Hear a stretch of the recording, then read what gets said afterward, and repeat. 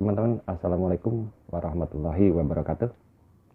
Semoga teman-teman semua sehat-sehat selalu dan selalu diberikan limpahan rezeki oleh Allah Subhanahu wa Ta'ala.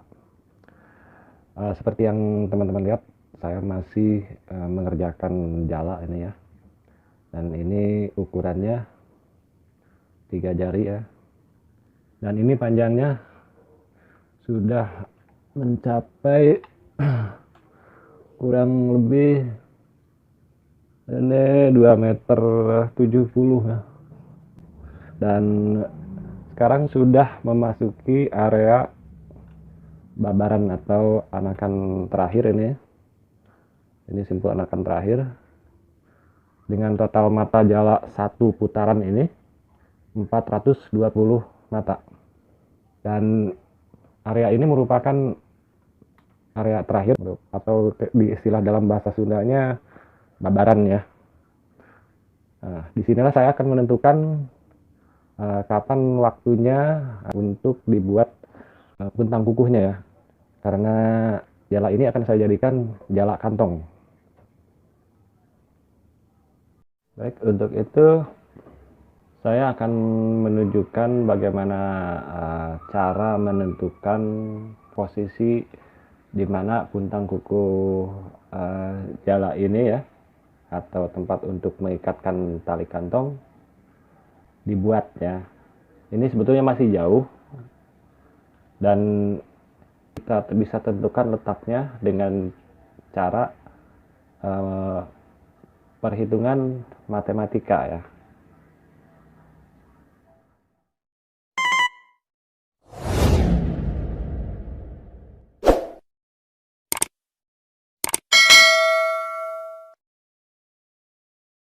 Pada saat kita sudah menentukan posisi puntang kukuh ya, ini seperti ini jala yang sudah jadi ya, dan ini adalah puntang kukuhnya.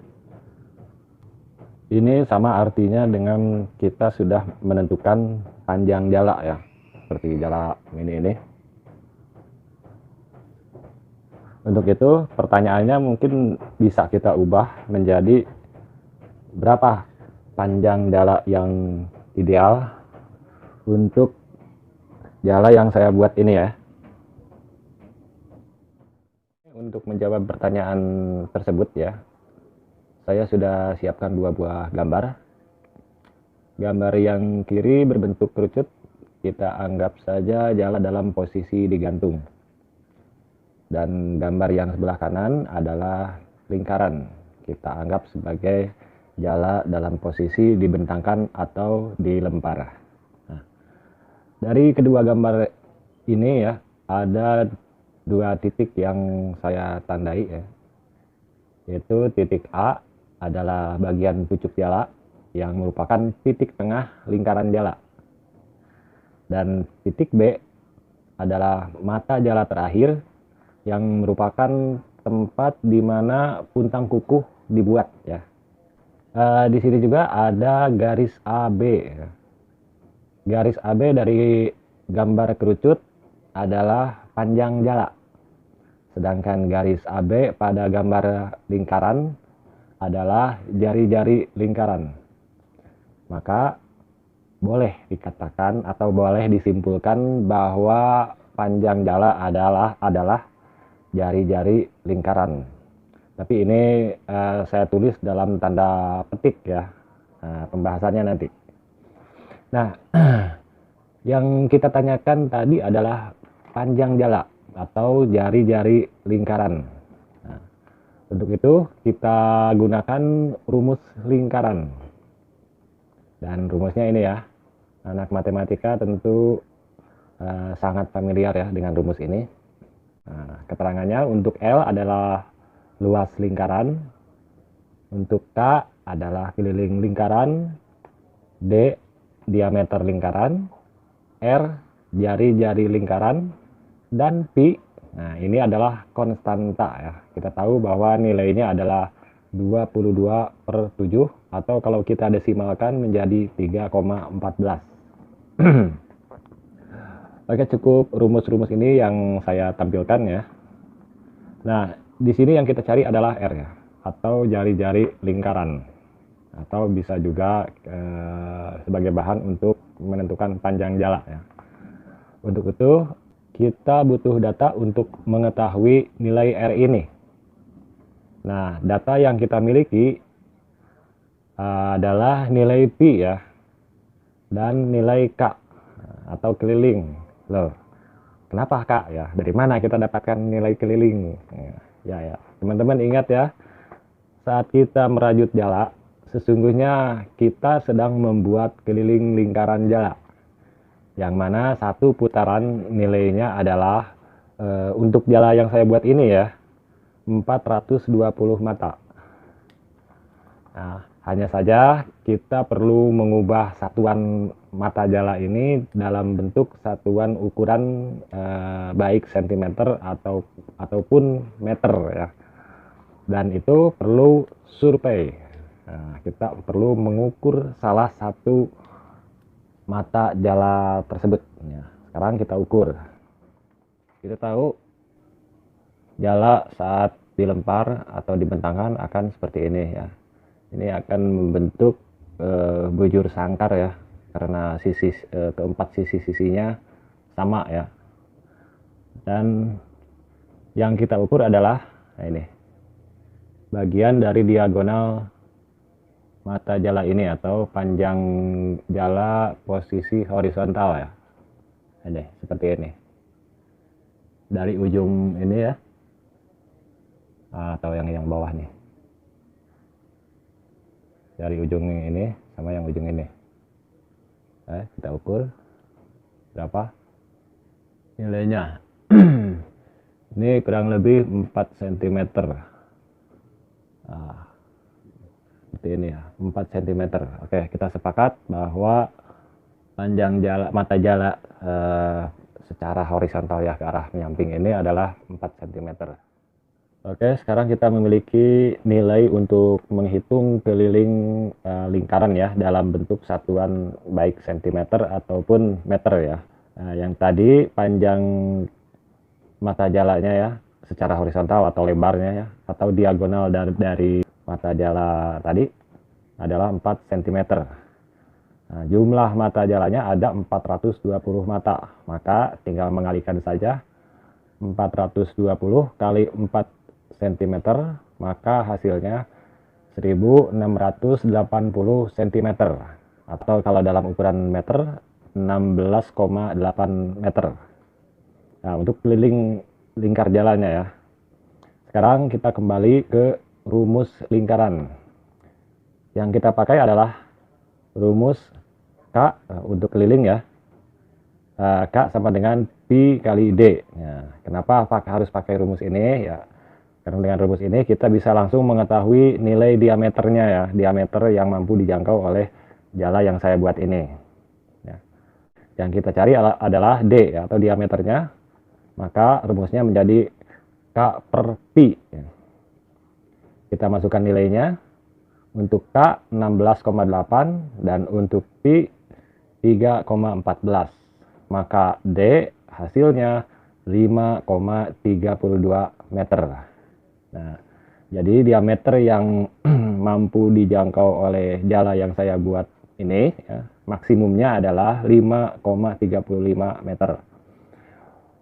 Untuk jari-jarinya kita tinggal membagi dua saja, diameternya 5,35 meter dibagi dua menjadi 2,675 meter, atau kita bulatkan saja menjadi 2,68 meter. Nah, itu berarti itu panjang jalannya ya. Nah, selesai belum ya teman-teman? Kenapa? Nah, seperti yang saya katakan tadi, jari-jari lingkar jalannya adalah panjang jala, tapi dalam tanda petik ya. Kalau kita membuat puntang kukuh di posisi panjang jari-jari ini ya, tadi 2,68 meter. Artinya jala akan lahir prematur. Saya lihat dari beberapa jala yang saya buat, itu harus ditambah ya panjangnya. Kenapa? Nah, kita flashback lagi pada saat kita mengukur panjang mata jala ya, yang secara horizontal itu ya. Ingat, kita mengukur saat mata jala dibentangkan. Nah, seperti ini. Ini dalam keadaan dibentangkan atau direnggangkan. Sedangkan kita mengukur panjang jala dalam keadaan tertutup seperti ini. Kita ukur saja sekarang. Jadi ini tingginya ya. Panjang jala ada tinggi ini. Ya. Ini tingginya sekitar 4 lebih ya. 4,5 4,6 tingginya. Saat mengukur panjang jala tentu dalam kondisi tertutup seperti ini, maka panjangnya adalah, nah, ini 6 cm ya. Ini ada 6 cm ya. Jelas seperti yang saya katakan tadi, akan kurang panjangnya.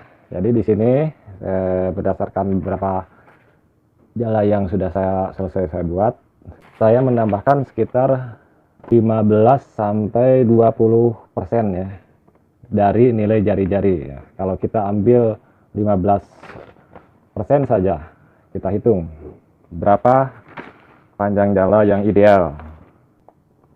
Jari-jari lingkar jala tadi adalah 2,68 ya. 15% dari 2,68 adalah 0,4 ya, atau ya 0,4 ya. Berarti sekitar 40 cm.